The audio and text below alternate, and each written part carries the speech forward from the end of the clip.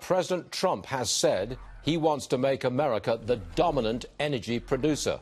Well, how's he doing so far? Stephen Schork is with us of the Schork Report. Give us a grade here. We do want to be the dominant energy power. I think that we are because our frackers control the price of oil worldwide. What say you, Stephen? We're certainly on that way, Stuart. Effectively, we're looking at a part of the economy, fossil fuels, that is, to say that is the driver and gives U.S. industry a comparative advantage like no other around the globe. Now, we've spent the prior 8 years kind of frittering away at this and really not taking advantage of this.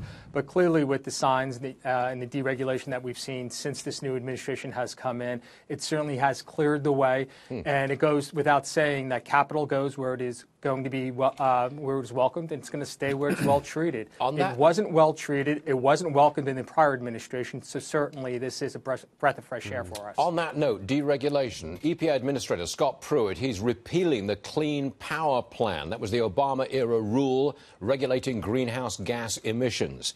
Could I say from that, fossil fuels win, renewables lose? Well, I think it doesn't have to be such a dry line. I think it's both a win-win. And let's keep in mind, renewables do make sense in certain parts of this economy. In Southern California, in the Southwest, solar makes a lot of sense during the day. But then again, you have to fire up some fossil fuels at night.